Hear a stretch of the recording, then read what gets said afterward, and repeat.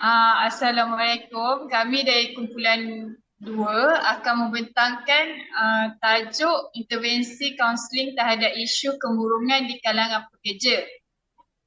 Di sini adalah ahli kumpulan saya, Muhammad Arif, Nur Izzati Suraji, Nur Hidayatul Izzati, Nurul Yusina dan saya sendiri, Jazan Faizah. Okey, kita boleh teruskan pembentangan kita. Next slide. Okey, pertama sekali adalah pengenalan. Okey, pengenalan mengenai kemurungan. Okey, kemurungan atau gangguan depresif merupakan masalah kesihatan mental yang sering terjadi di kalangan pekerja akibat dari tekanan dan bebanan kerja yang tinggi. Kemurungan dapat mempengaruhi performa kerja seseorang dan mempengaruhi kesejahteraan mental, emosional dan juga tubuh dia. Okey, kondisi ini juga dapat mempengaruhi hubungan antara rakan kerja, keluarga dan lingkungan sosial yang lain. Oleh kerana itu, penting bagi pekerja untuk mengenali dan mengatasi kemurungan sejak awal untuk menjaga kesihatan mental mereka dan meningkatkan produktiviti kerja mereka. Okey, dekat sini kita dapat tahu kemurungan ni dia dapat memberi tekanan kepada kehidupan seseorang tu lah. Daripada segi mental, emosional, lepas tu dengan fizik dia. Dia daripada yang sihat, kalau kita kalau menghadapi bebanan yang teruk, dia akan, fizik dia pun akan nampak macam tak bermaya, muka dia akan pucat, macam-macam lagi lah yang kita boleh dapat tengok pada yang kemurungan. Okay, next slide.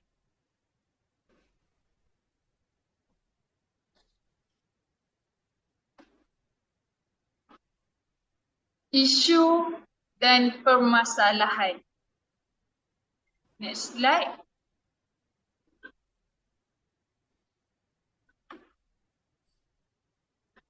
Okay, isu yang pertama yang saya ketengahkan adalah burnout. Okay, burnout ni adalah keadaan merupakan keletihan fizik, mental dan emosional yang disebabkan oleh tekanan kerja yang melampau, yang banyak dan berterusan. Kiranya dia macam tak berhenti-henti rehat dia. Tak berhenti untuk berehat. Ada je kerja-kerja dia yang dia perlu laksanakan. Keadaan ni sering terjadi pada individu yang merasa terlalu menekan diri mereka untuk mencapai sesuatu prestasi dan kejayaan dalam pekerjaan mereka. Ini kira macam bila dia nak buktikan yang dia mampu buat sesuatu benda tu, so dia akan paksa diri dia untuk buat segala benda yang dia yang dia rasa dia mampu. Sedangkan dia menghadapi isu yang tekanan lah dalam pekerjaan. So menyebabkan dia rasa tak happy, tapi dia nak tunjukkan yang dia mampu bekerja dengan tekanan yang hebat macam tu. Okey, salah satu penyebab burnout antara lainnya adalah bebanan kerja yang berlebihan, tekanan kerja yang konsisten. Lepas dah settle satu, terus datang satu, terus datang lagi kan. So dia tak ada sempat untuk berehat minda dan fikiran dia. Okay, kekurangan penghargaan daripada majikan juga merupakan salah satu pekerja boleh burn out. Okay, lagi satu dia tahu tanggungjawab dia dan dalam tuntutan kerja dia. Nombor 2, konflik dalam organisasi. Okey, konflik dalam organisasi ni banyak.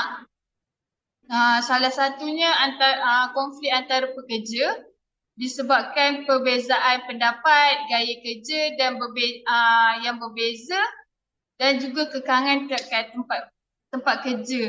Okey. Banyak yang bila dia tak dapat sokongan daripada environment dekat dalam tu, sama ada daripada rakan kerja ataupun bos ke, dia akan rasa macam boleh kemurungan, boleh buat seseorang tu menjadi kemurungan. Sebab bila kita pergi tempat kerja, kalau kita dalam keadaan yang macam kita tak happy, kita tak suka dengan kerja tu, kita tak suka environment dekat dalam kerja tu, so kita akan rasa macam malasnya nak pergi. Malasnya nak pergi, tapi kita terpaksa juga nak pergi kan. So dekat sini boleh menyebabkan seseorang tu terkena kemurungan lah bila dia datang dalam keadaan terpaksa. Okey. Untuk kita tangani isu masalah di tempat kerja ni yang boleh menyebabkan kemurungan, organisasi perlu memperhatikan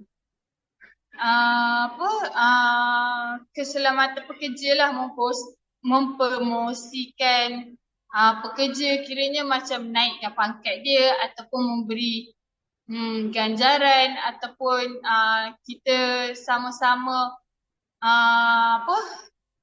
dengan sokongan lah, kita beri dia sokongan dan juga bantuan psikologi di kalangan pekerja.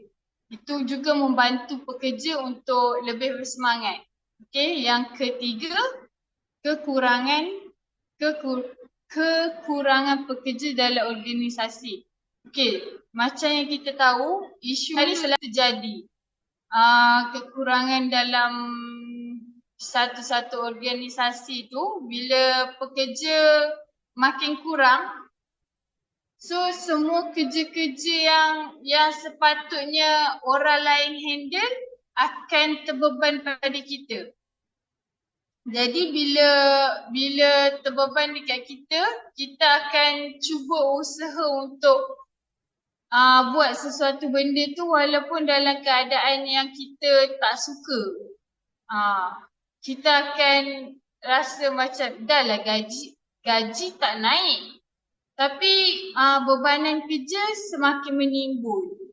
Jadi dia akan menyebabkan kita rasa tak selesa, rasa tak seronok, rasa terbeban, kerja yang terlalu banyak, dan bila kita dapat gaji rasa tengok macam sikitnya gaji kan, tapi itulah yang kita kena buat untuk teruskan kehidupan.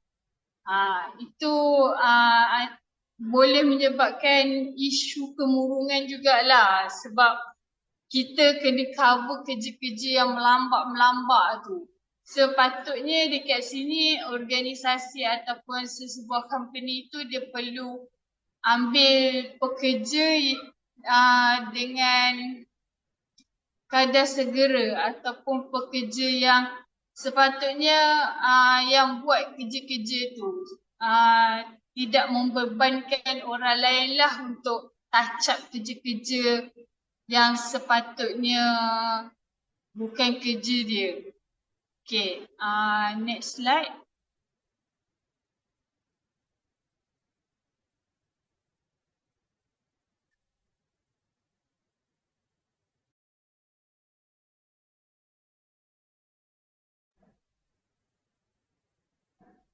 Okey, jadi saya akan teruskan dengan kajian-kajian lepas.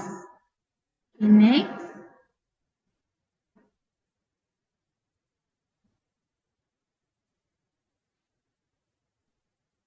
Okey, seperti yang telah dimaklumkan rakan saya, definisi kemurungan itu adalah bermaksud keadaan apabila seseorang mengalami rasa kecewa, rasa putus asa. Kemudian daripada rasa kecewa dan putus asa tu dipengaruhi mempengaruhi mempengaruhi tahap kesihatannya dari segi sukar tidur ataupun lambat berfikir dan juga rasa bersalah yang keterlaluan yang tidak setimpal dengan kesalahan yang dilakukan. Maksud ini, definisi ini diambil melalui Kamus Dewan edisi keempat. Dan kemurungan dalam kalangan pekerja ini biasanya berlaku kerana pertama sekali adalah kemurungan disebabkan burnout. Yang seterusnya kerana kemurungan disebabkan konflik organisasi dan juga kemurungan kerana masalah kesihatan. Next.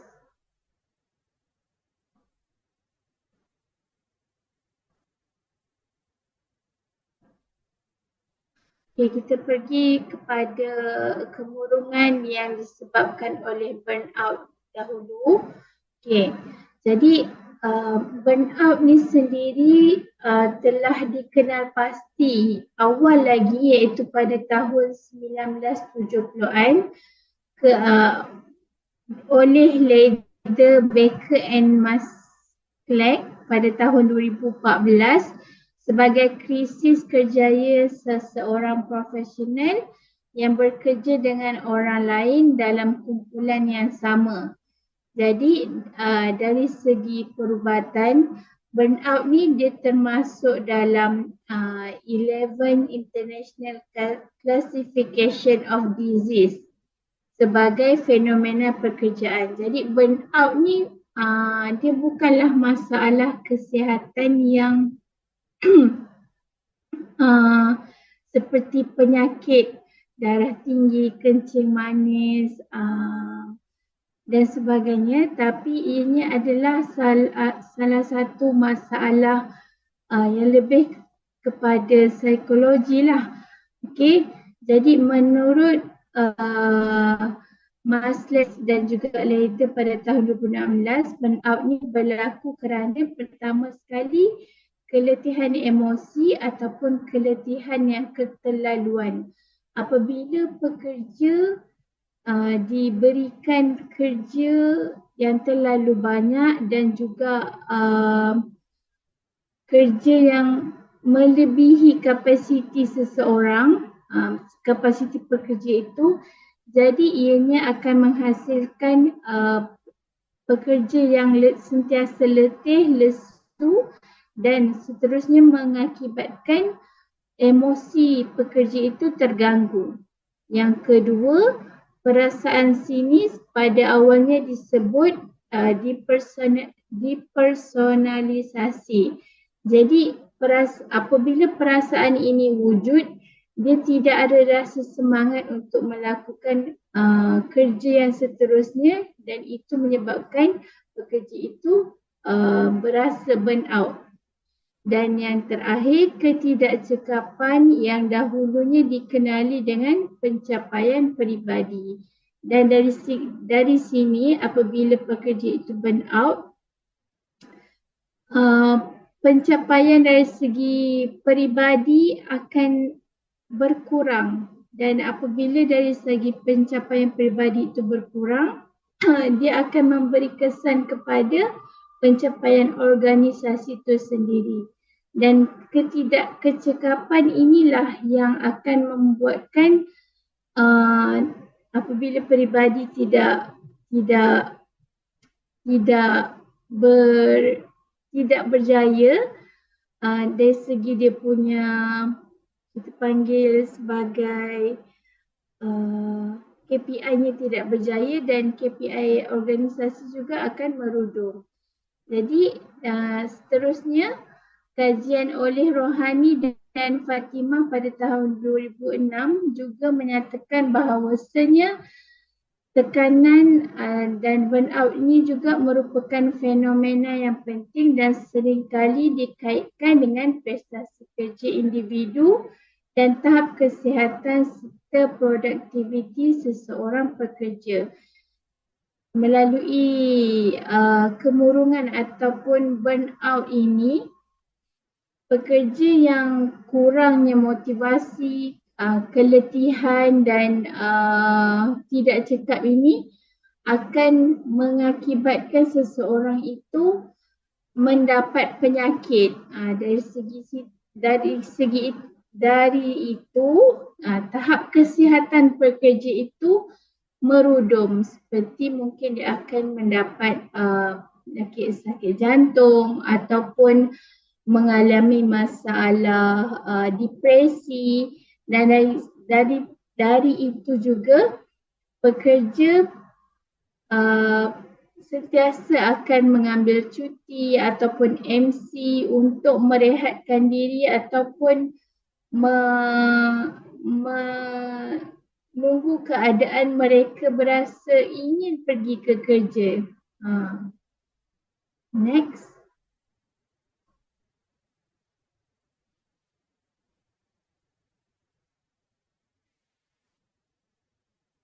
Okey, seterusnya, kemurungan disebabkan konflik organisasi. Dari segi komitmen, organisasi didefinisikan sebagai hubungan atau minat pekerja terhadap organisasi. Ini dinyatakan oleh Maudie, Strauss and Porter pada tahun 1979. Jadi apabila di dalam sesuatu organisasi itu mempunyai konflik antara pekerja dengan pekerja atau pekerja dengan majikan, ianya akan memberikan kesan kepada pekerja itu. Jadi keberkesanan organisasi antara pekerja dan juga organisasi itu memberikan kesan yang sangat tinggi, dan ianya menjadikan penentu sama ada pekerja akan terus setia untuk jangka masa yang lebih lama dan bekerja dengan bersungguh-sungguh untuk mencapai matlamat organisasi tersebut. Kemudian apabila pekerja ini mempunyai konflik, mereka akan lebih rasa stres, dan dari segi itu akan ada keadaan yang tidak diingini ataupun keadaan yang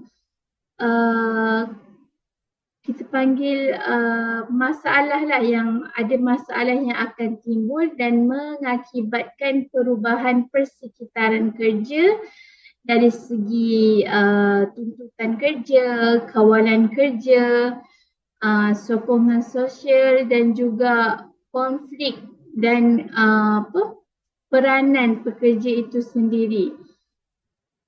Jadi oleh itu tidak hairanlah kemurungan ataupun stres ni memberi pelbagai kesan terhadap pertama tadi terhadap kesihatan, kemudian terhadap masalah psikologi, kemudian dari segi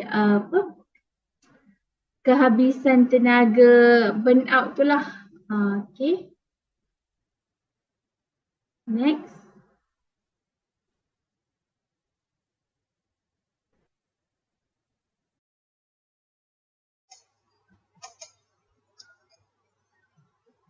Okey, seterusnya bahagian perbincangan. Okey, next.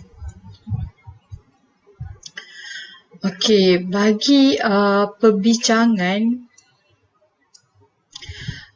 yang dibincangkan mengenai burnout, di mana kebiasaan pekerja yang mengalami tahap tahap burnout hanya pada tahap sederhana sahaja dan dapatan kajian ini pun disokong oleh Ishak 2015, Leong dan Muhammad Nordin 2021 dan Suziana dan Siti Mistima 2021.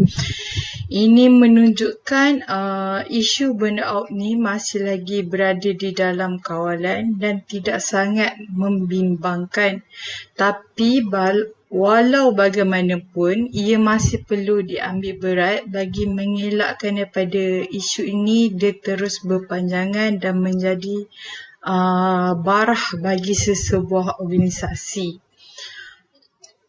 Okey, menurut Ajang dan Abu Bakar 2019, mereka mendapati burnout pada tahap sederhana rendah selalunya dikaitkan dengan aspek pencapaian peribadi di mana pekerja ni mengalami kelemahan emosi yang telah mencatatkan nilai minimum dan tinggi jika dibandingkan di antara aspek depersonalisasi dengan pencapaian peribadi. Okey, kita boleh lihat aspek peribadi adalah saling berkait rapat dengan kepenatan untuk segala aspek terhadap kendiri individu. Ini mungkin kerana apabila pekerja yang mengalami kelesuan dan kehabisan tenaga dari segi mental dan juga fizikal secara tidak langsung akan memberikan tekanan pada diri mereka sendiri. Menurut Salami juga, 2011 bahawa kesemua aspek yang telah dibincangkan untuk isu burnout ini sangat berkait rapat dengan tekanan kerja. Okey, jika dilihat pada isu seterusnya, pembincangan untuk konflik organisasi, di mana konflik organisasi ini berada pada tahap sederhana tinggi.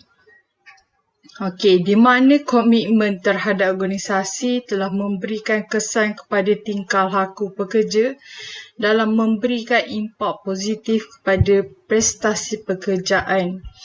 Ini kerana mungkin kerja merasakan bertanggungjawab dalam memastikan sesebuah organisasi itu berjaya. Seterusnya, terdapat juga pekerja yang mempunyai nilai kesetiaan serta berasa bangga terhadap sesebuah organisasi yang mereka bekerja dan merasakan akan kehilangan faedah sekiranya mereka meninggalkan organisasi tersebut. Kerana menurut Ilyas 2007, pekerja yang berhadapan dengan tekanan dan komitmen yang tinggi telah menyebabkan mereka untuk memilih untuk kekal bersama organisasi tersebut dan mengurangkan rasa keinginan untuk mereka berhenti kerja. Bila mereka mempunyai komitmen yang tinggi terhadap hidup mereka, jadi mereka memutuskan untuk mereka meneruskan pekerjaan mereka untuk stay dalam organisasi tersebut. Hal ini demikian kerana komitmen tinggi telah mengurangkan kecenderungan ataupun peratus untuk berlakunya burnout di kalangan pekerja kerana mereka perlu memenuhi tuntutan hidup mereka. Di mana kita boleh nampak juga sebenarnya konflik organisasi ni ada berkaitan sedikit dengan burnout. Okey. Jadi justru itu seterusnya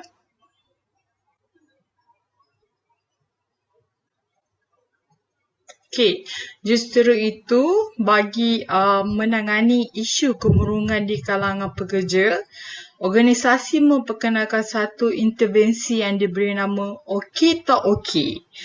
Berdasarkan konsep program bantuan pekerja EAP ni yang diberikan nama Okey Tak Okey ni adalah untuk menyediakan perkhidmatan kaunseling pekerja, intervensi dalam pengurusan tekanan dan program promosi kesihatan pekerja.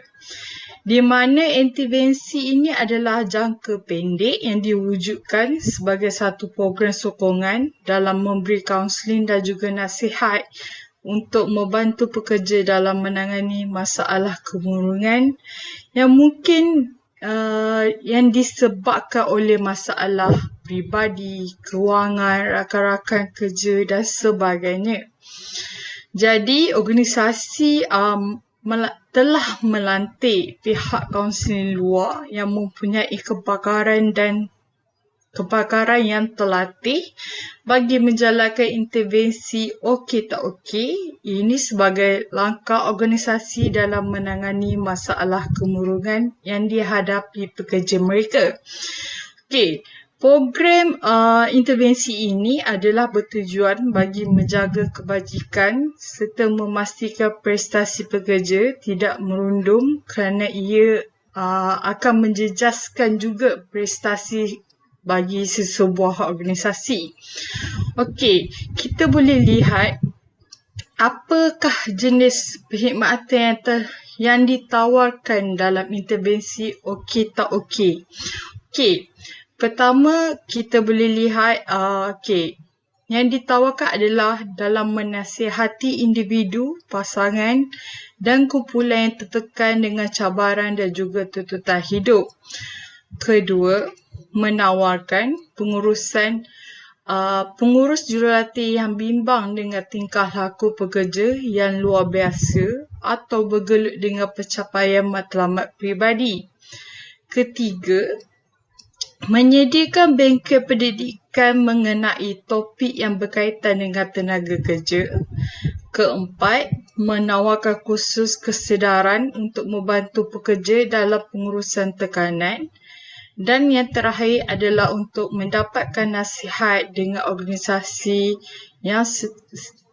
yang sedia ada dalam bertindak balas dan pulih daripada peristiwa yang kritikal. Jadi kami berpendapat bahawa dengan adanya intervensi ini dapat memberikan pekerja persetaraan kerja yang menarik dan juga kompetitif. Seterusnya, hal ini juga saling berkait dengan kesihatan mental, di mana kalau kita tengok kesihatan mental ini perlulah dititik beratkan bagi mewujudkan gaya hidup sihat kepada pekerja. Okey, akhir sekali langkah yang kita intervensi ini adalah merupakan salah satu langkah yang diambil oleh organisasi bagi organisasi dalam melahirkan pekerja yang cemerlang. Okey, seterusnya.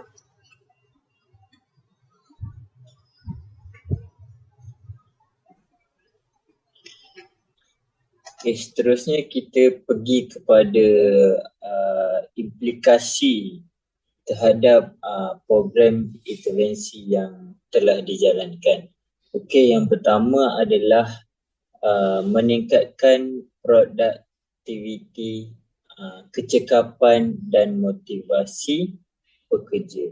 Okey, kenapa kami mencadangkan ataupun kami menjalankan program intervensi ini terhadap pekerja-pekerja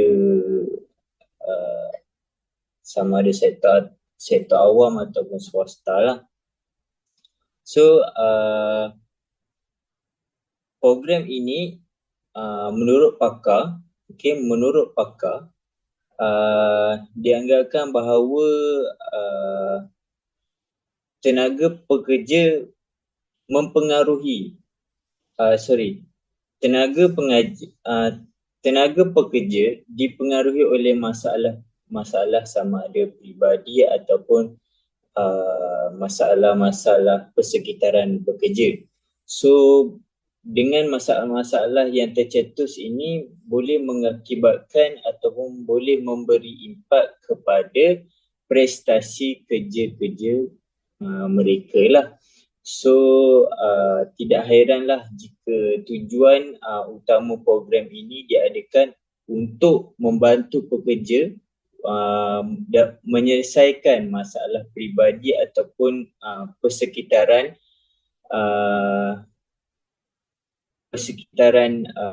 tempat kerja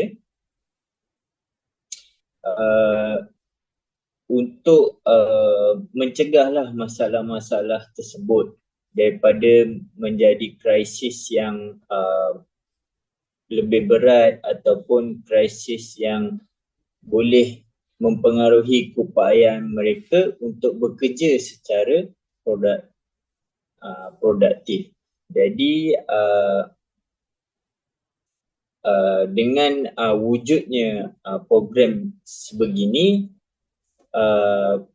peningkatan produktiviti, kecekapan dan motivasi bekerja dapat dilihat dengan jayanya, sebab banyak program yang melibatkan antara pekerja dan sesi kaunseling latih, pekerja dalam sesi kaunseling. Jadi kebanyakan organisasi termasuk di Malaysia lah menubuhkan EAP ini ataupun program bantuan pekerja ini untuk memberi sokongan dan nasihat kepada staf yang menghadapi kesukaran dalam isu-isu seperti kerjaya, kekeluargaan, kesihatan fizikal dan emosi mereka sendiri, serta isu perubahan kehidupan seseorang yang secara langsung memberi impak kepada kualiti ataupun tumpuan kerja harian mereka. Jadi program ini juga menawarkan khidmat konsultasi, perkhidmatan pendidikan dan latihan sebagai program bagi membantu mereka ni untuk meningkatkan lagi produktiviti, kecekapan dan seterusnya memotivasikan mereka untuk bekerja. Seterusnya adalah membantu dan membimbing staf untuk mengurus tekanan stres. So ramai pakar daripada program yang kami jalankan ini mendapati sokongan daripada organisasi itu juga merupakan faktor persekitaran kerja yang sangat penting lah untuk memahami kehidupan bekerja dalam organisasi dan seterusnya memberi kesan terhadap prestasi mereka. Jadi daripada sokongan organisasi ini sendiri boleh memberikan ataupun boleh menunjukkan sejauh mana pekerja merasakan organisasi ini menilai sumbangan yang diberikan dan seterusnya mengambil berat tentang kebajikan dan kesejahteraan mereka. Oleh itu, sokongan ataupun bimbingan daripada pihak organisasi ini dianggap penting, sangat penting bagi mendapat dorongan kepada pekerja untuk committed terhadap organisasi, committed untuk melaksanakan tugas secara efektif, dan akhir sekali untuk mereka ini mencapai kepuasan kerja dan menunjukkan prestasi kerja yang tinggi.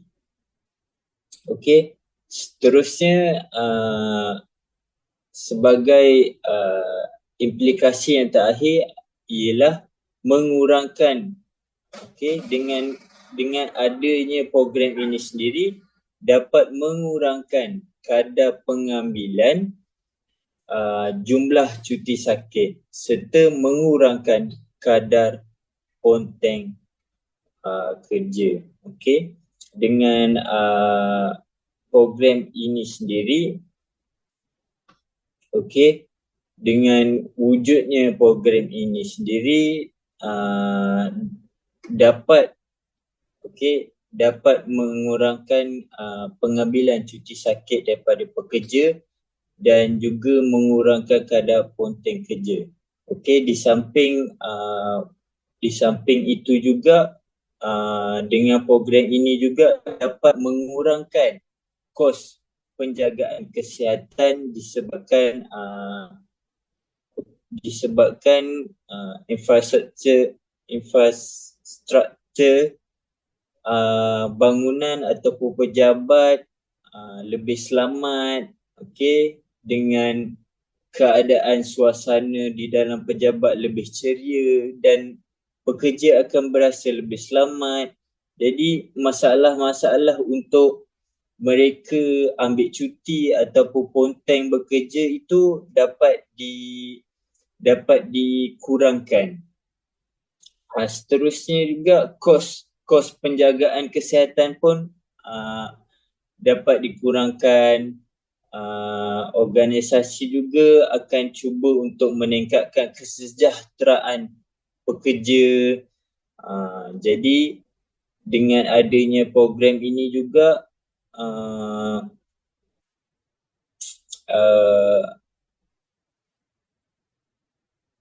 pihak organisasi dapat berdepan ataupun tidak akan timbul isu kekurangan pekerja disebabkan disebabkan pekerja-pekerja lama tidak berhenti ataupun tidak mahu berhenti. Okey, so masalah kekurangan pekerja yang mahir dapat dikurangkan. Okey, dan seterusnya banyak organisasi mengguna pakai strategi ini dengan lebih baik dan dapat mengekalkan serta membantu pekerja bermasalah daripada membuang mereka ataupun terpaksa merekrut pekerja baru. So itu saja. Seterusnya.